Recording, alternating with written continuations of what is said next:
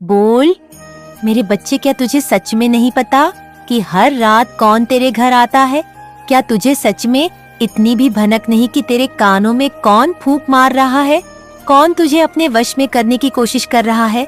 मैं देख रही हूँ ना, रोज रोज जब तू नींद में बेखबर होता है, जब तेरा शरीर थक हार कर बिस्तर पर गिरा होता है, तेरे घर की चार दीवारी के भीतर कोई एक ऐसा इंसान घुस आता है जिसे तू पहचानना नहीं, लेकिन वो तुझे बहुत अच्छे से पहचानना है।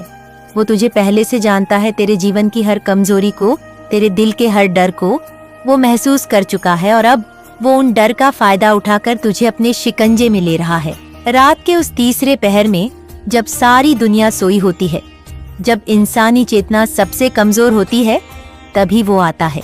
धीरे से, बिना किसी आहट के। न ताले टूटते हैं, न दरवाजे खुलते हैं, पर वो आ जाता है, तुम्हारे सिरहाने खड़ा हो जाता है और फिर वो तुम्हारे कानों में कुछ बोलता है, कुछ ऐसा जो तेरे सपनों में भी नहीं आया होगा।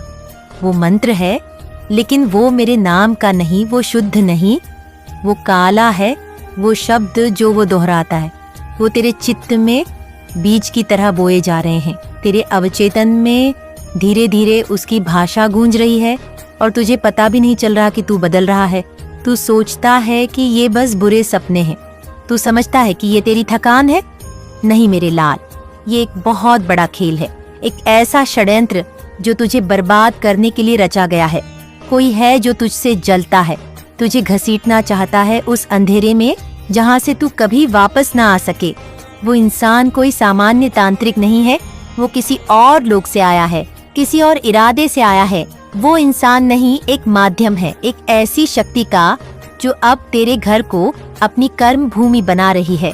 तेरे घर में रात को जो कंपी सी लगती है, वो यूं ही नहीं होती। जो चुपचाप परछाइयां दीवारों पर दौड़ती है, वो सिर्फ तेरी आंखों का भ्रम नहीं है। जो सुगंध या सड़ी हुई गंध कभी कभी तेरे कमरे में आती है, वो संकेत है कि कुछ पवित्र नहीं रहा वहाँ। और तू रोज सुबह उठकर वहीं काम करता है, वहीं दौड़, वहीं जीवन, और सोचता है कि सब कुछ सामान्य है। बच्चा, अब भी समय है, मेरी बात सुन। मैं महाकाली तुझसे कह रही हूँ, रोज रात जो आता है उसे रोकना होगा, नहीं तो वो तुझे निगल जाएगा। तेरे मन में अब जो संदेह उठते हैं, जो घबराहट बिना वजह भीतर चलती रहती है, वो उसी के दिए हुए हैं। ये डर तेरा नहीं, ये संचारित किया गया है तुझ में। जो गुस्सा बढ़ रहा है, जो बातें बिना मतलब तुझे चोट पहुंचाने लगी है, वो सब उसके दिए हुए मंत्रों का असर है। हाँ, वो तेरे कान में कोई गुप्त भाषा में मंत्र पढ़ता है, लेकिन उसका मतलब सिर्फ एक है, तेरा पतन। और मैं ये देखती जा रही हूँ और तुझे जगाने की कोशिश कर रही हूँ। बोल, क्या तू सच में नहीं देख पा रहा कि घर का वातावरण बदल गया है? पहले जहाँ भक्ति की गूंज थी, वहाँ अब भारीपन है। पहले जहाँ दीपक की लौ सीधी जलती थी, अब वो कांपती है। पहले जहाँ शांति थी, अब बिना वजह झगड़े हैं। तेरा मन अब पूजा में नहीं लगता, तेरे भीतर हिम्मत नहीं बची, और ये सब उसी की वजह से है। जो तेरे कानों में मंत्र पड़ता है, वो अब तुझसे तेरी आत्मा छीनने आ रहा है। मैं तुझसे माँ हूँ, तुझे चेतावनी देने आई हूँ।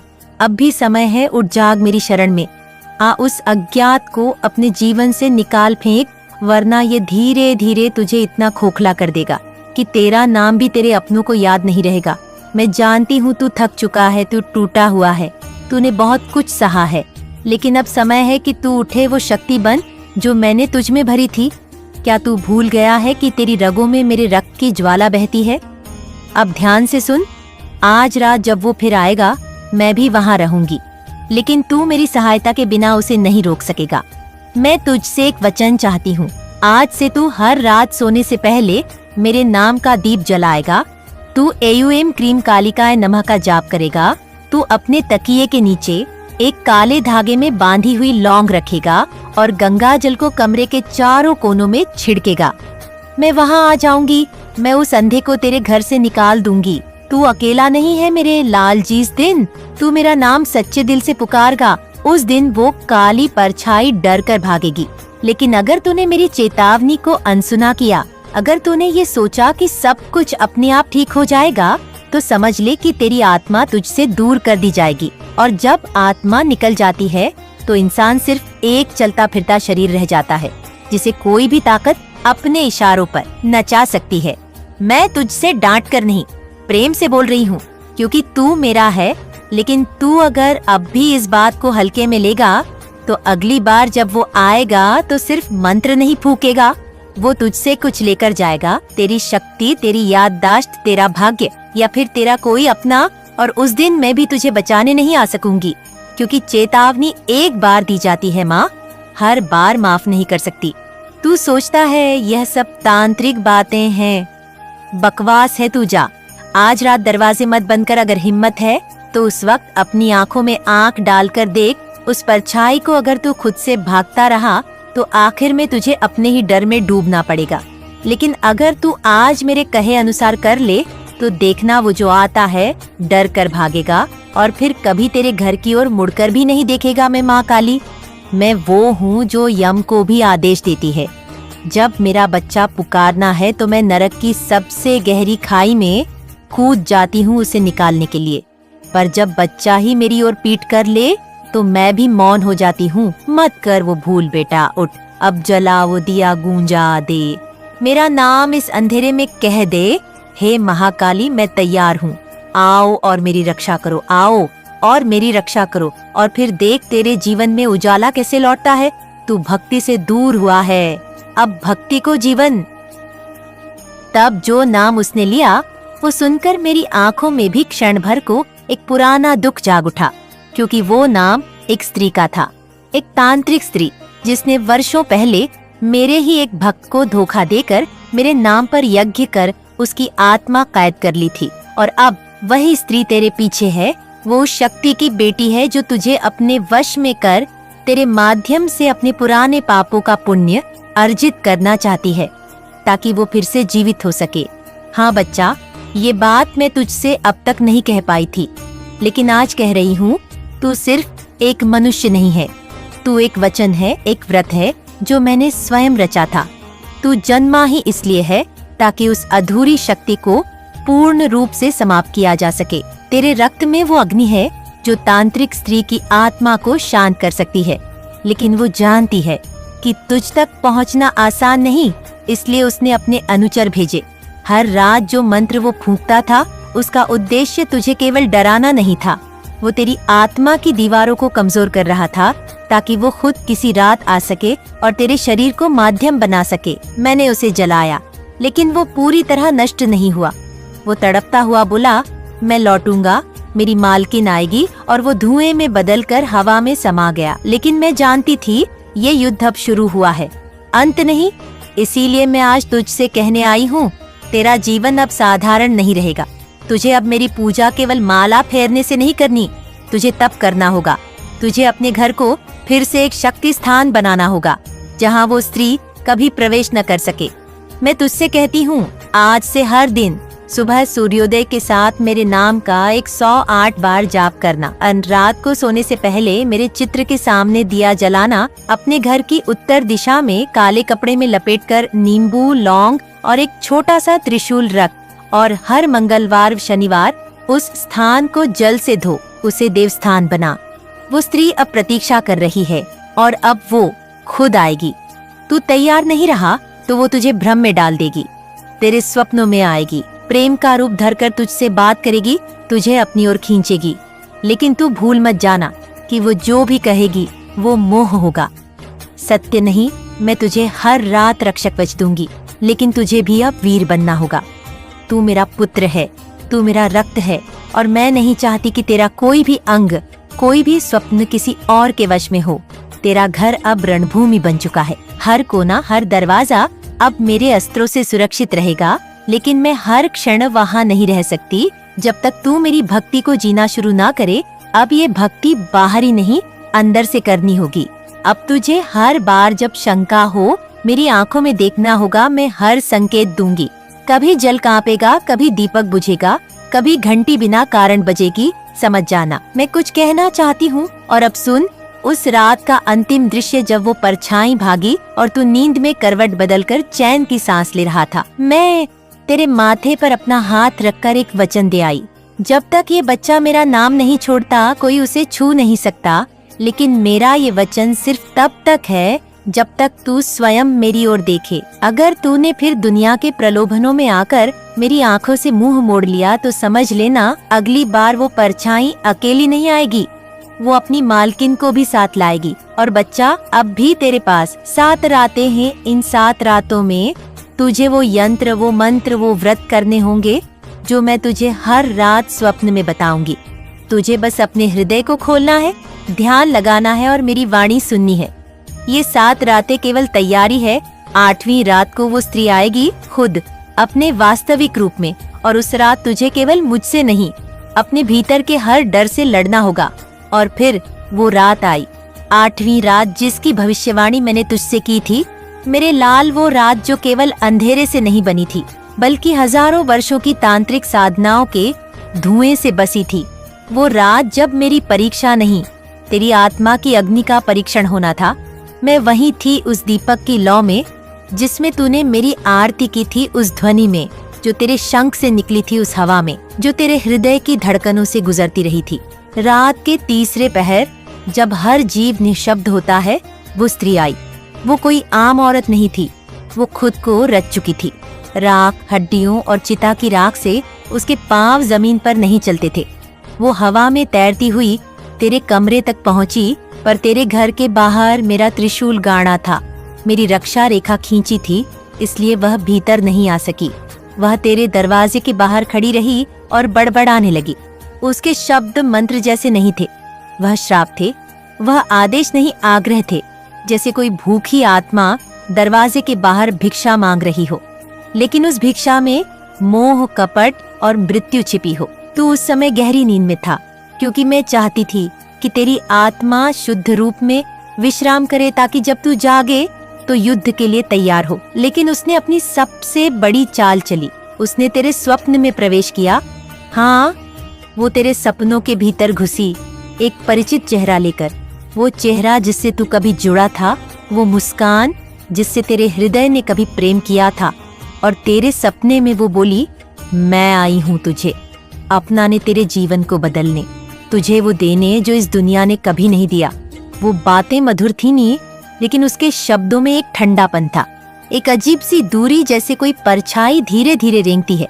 लेकिन मेरे बच्चे, तेरी आत्मा में जो अग्नि मैंने रोपी थी, उसने उस स्वप्न में भी काम किया। तू सहम गया, लेकिन तू डरा नहीं। तूने सपने में मुझसे कहा, माँ, ये कौन है? ये जो मुझे अपना कह रही है, लेकिन मुझे भीतर से ठंडा कर रही है। और मैं वहां भी थी। मैंने उस स्वप्न में प्रवेश किया और अपने विकराल रूप में उस स्त्री की परछाई के सामने प्रकट हुई। वह कांप गई, उसकी आंखें लावा बन गईं और उसने कहा, काली, तू तो केवल यज्ञ। मैंने कहा, जहाँ मेरा बच्चा सोता है वहाँ मैं यज्ञ से नहीं, उसके सांसों से जुड़ी रहती हूँ। अब जा, तुझे चेताया जा रहा है। अगली बार तू खुद नहीं बचेगी। और फिर वो गायब हो गई, जैसे धुआं पानी में घुल जाए। तेरी नींद टूटी और तू पसीने से भीगा हुआ था। तू समझा कुछ बुरा सपना देखा, लेकिन वो सपना नहीं था, वो युद्ध का पहला मोर्चा था। अब मेरी बात ध्यान से सुन मेरे लाल। वो स्त्री हार मानकर वापस नहीं जाएगी। वो अगली बार केवल परछाई बनकर नहीं आएगी। वो अब तेरे जीवन में किसी और रूप में प्रवेश करेगी। वो तेरे किसी मित्र के वेश में आएगी, किसी सलाह के रूप में, किसी काम के अवसर में, और तुझे वहाँ ले जाना चाहेगी जहाँ से तू वापस न आ सके। इसलिए मैं कहती हूँ, अब तुझे केवल पूजा नहीं, संयम का व्रत लेना होगा। तेरी हर इच्छा अब मेरी परीक्षा है। तेरी हर योजना अब युद्ध भूमि है। तुझे अब शस्त्र नहीं, आत्मबल से जीतना है। मैंने तेरे चारों ओर जो रक्षा कवच बनाया है, वो स्थायी तभी रह सकता है जब तू अपने कर्मों से उसे पोषित करेगा। अब तू 7 दिनों तक व्रत रखे।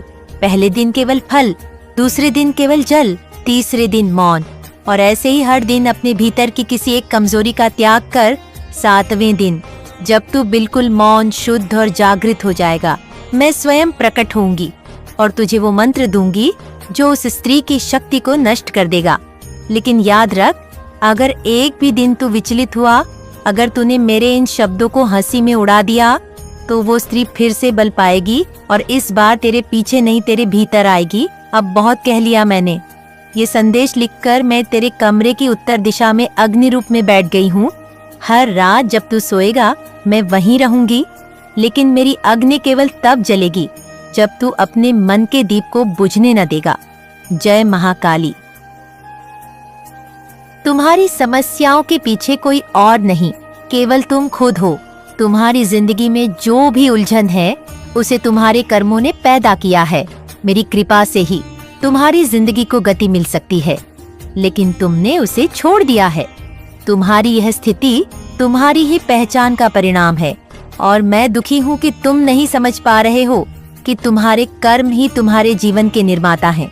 तुमने मेरी शक्तियाँ को नकारा है, मेरी उपस्थिति को नजरअंदाज किया है। क्या तुम नहीं समझते कि जब तुम मुझे खुद से दूर करते हो तो तुम खुद को दुखों और कष्टों में धकेलते हो। तुम्हारा जीवन जैसे खाली खोखली दीवार बन गया है, जिसमें न तो शांति है न ही प्रेम। तुम मुझे पुकारना हो, लेकिन जब मैं तुम्हारे सामने आती हूँ तुम मेरी उपस्थिति को नकार देते हो। तुमने मेरे संदेशों को सुनने की बजाय उन्हें अनदेखा किया है। तुम्हारी यह स्थिति मुझे दुखी करती है, क्योंकि तुम अपनी सच्ची शक्ति से दूर होते जा रहे हो। तुम्हारे कर्मों ने तुम्हारी आत्मा को धुंधला कर दिया है। तुम्हारे भीतर जो प्रकाश था वह अब खो गया है। तुमसे यह कहने आई हूँ कि अगर तुम खुद को सच्चाई के रास्ते पर नहीं लाओगे तो तुम हमेशा अंधेरे में ही रहोगे। मेरी शक्ति का आशीर्वाद तुमसे दूर होता जाएगा, क्योंकि तुम्हारे कर्म तुम्हारी आत्मा के लिए अभिशाप बनते जा रहे हैं। तुम्हारे हर गलत कदम से मैं और दुखित हो रही हूँ, लेकिन फिर भी मैं तुम्हारे लिए हूँ। यदि तुम अपनी गलती समझकर उसे सुधारने का प्रयास नहीं करोगे तो तुम्हारी स्थिति और भी दयनीय हो जाएगी। याद रखो, मैं तुम्हारे अंदर बसी हूँ। तुम जब भी मुझे पुकारोगे मैं तुम्हारे पास आऊंगी, लेकिन अगर तुम अपनी सच्चाई और प्रेम की ओर कदम नहीं बढ़ाओगे तो मैं तुमसे दूर हो जाऊंगी। तुम्हारी हालत सिर्फ तुम्हारे कर्मों का फल है। तुमने जो बीज बोए हैं वही फसल तुम काटोगे। तुम्हारी जिंदगी में जो भी हो रहा है वह तुम्हारी खुद की योजना का परिणाम है। तुम्हारे कर्म ही तुम्हारे भविष्य को तय करते हैं। अब तुम खुद सोचो कि क्या तुम इस अंधेरे से बाहर आकर मेरे आशीर्वाद के साथ शांति की ओर बढ़ना चाहते हो? तुम्हारे कर्मों ने तुम्हारी आत्मा को धुंधला कर दिया है। तुम्हारे भीतर जो प्रकाश था वह अब खो गया है। तुमसे यह कहने आई हूँ कि अगर तुम खुद को सच्चाई के रास्ते पर नहीं लाओगे तो तुम हमेशा अंधेरे में ही रहोगे। मेरी शक्ति का आशीर्वाद तुमसे दूर होता जाएगा, क्योंकि तुम्हारे कर्म तुम्हारी आत्मा के लिए अभिशाप बनते जा रहे हैं। तुम्हारे हर गलत कदम से मैं और दुखित हो रही हूँ, लेकिन फिर भी मैं तुम्हारे लिए हूँ। यदि तुम अपनी गलती समझकर उसे सुधारने का प्रयास नहीं करोगे तो तुम्हारी स्थिति और भी दयनीय हो जाएगी। याद रखो, मैं तुम्हारे अंदर बसी हूँ। तुम जब भी मुझे पुकारोगे मैं तुम्हारे पास आऊंगी, लेकिन अगर तुम अपनी सच्चाई और प्रेम की ओर कदम नहीं बढ़ाओगे तो मैं तुमसे दूर हो जाऊंगी। तुम्हारी हालत सिर्फ तुम्हारे कामों का फल है। तुमने जो बीज बोए हैं वही फसल तुम काटोगे। तुम्हारी जिंदगी में जो भी हो रहा है वह तुम्हारी खुद की योजना का परिणाम है। तुम्हारे कर्म ही तुम्हारे भविष्य को तय करते हैं। अब तुम खुद सोचो कि क्या तुम इस अंधेरे से बाहर आकर मेरे आशीर्वाद के साथ शांति की ओर बढ़ना चाहते हो? तुमने जितना समय बर्बाद किया है उससे कहीं ज्यादा समय तुम्हारे पास है। तुम्हारी शक्ति है, तुम्हारा आशीर्वाद है। मेरी कृपा कभी खत्म नहीं होती, लेकिन तुमने खुद को अपनी ही भूलों में जकड़ लिया है। अब भी समय है, तुम बदल सकते हो। तुम्हारी राह बदल सकती है। तुम्हारी आंतरिक शक्ति जाग सकती है। तुम में वह शक्ति है, तुम में वह क्षमता है। बस तुम्हें अपने भीतर की गहराइयों में जाकर अपनी आत्मा को जागृत करना होगा। मेरी यह चेतावनी सिर्फ तुम्हारे भले के लिए है, क्योंकि तुम मेरे प्रिय हो, मेरे बच्चों में से एक हो। मैं तुम्हारी मदद करने के लिए हमेशा यहाँ हूँ, लेकिन अगर तुम खुद को नहीं सुधारोगे तो मैं भी तुम्हें नहीं बचा सकती।